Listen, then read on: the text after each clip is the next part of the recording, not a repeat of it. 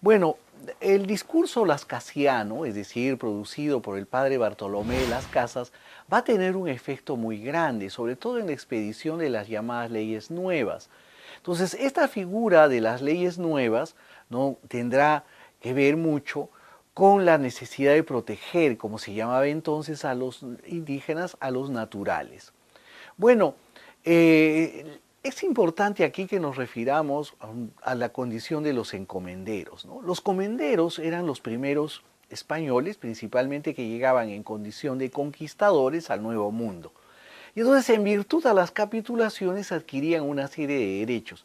Uno de esos derechos era la encomienda, que era una institución no inventada por el derecho indiano, sino que ya existía en el derecho medieval castellano. La encomienda consistía, como dice su nombre, en encomendar a un grupo de indígenas que estaban vinculados al territorio. Por decirles, podríamos decir los indígenas de Huanta, los indígenas, digamos, de Huamanga, es decir, y un encomendero, por lo general, no solamente tenía la posesión de estos indígenas, sino la tierra a la cual estaban adscritos. ¿Cuál era el propósito de la encomienda? En realidad eran dos.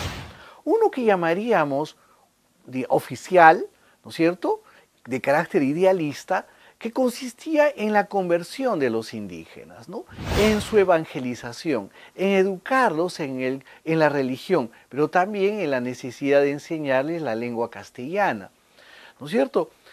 Es más, los encomenderos debían de contratar los servicios de sacerdotes con el propósito de que educaran en la evangelización cristiana a los indígenas. Pero el segundo propósito, y que podríamos llamar real, ¿no es cierto?, antes que ideal, descansaba en el aprovechamiento de la fuerza de trabajo de los campesinos, de los indígenas. Entonces, el origen de las haciendas, digamos del siglo XVIII, XIX, encuentra su fuente en estas encomiendas, ¿no es cierto?, que podríamos decir, en el caso de las haciendas, subsistieron muy avanzado el siglo XX, por lo general hasta la reforma agraria de Velasco, ¿no? Es más, los primeros encomenderos tenían no solamente poder sobre los indígenas para utilizar su fuerza de trabajo, sino en un momento en el que la estructura estatal era todavía incipiente o casi inexistente, tenían hasta poder jurisdiccional sobre esta población, es decir, podían administrar justicia. En un momento determinado esto ya suponía un peligro para los propios intereses estatales de la corona.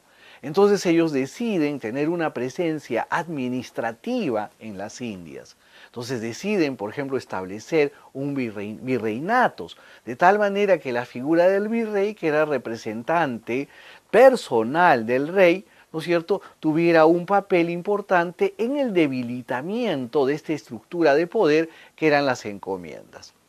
Los encomenderos naturalmente lo que querían era forjar una aristocracia en el Perú.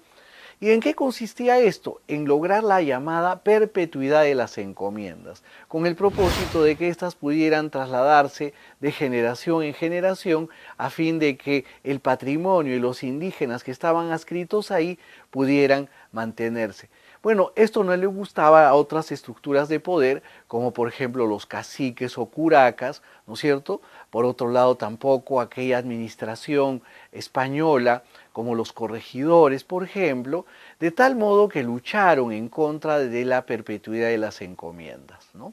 Podría decirse que ahí hubo una suerte de empate, porque no triunfó la perpetuidad de las encomiendas, pero tampoco triunfó la tesis opuesta que buscaba el perecimiento o el fin de las encomiendas en la vida de los encomenderos originarios a los cuales se les había asignado.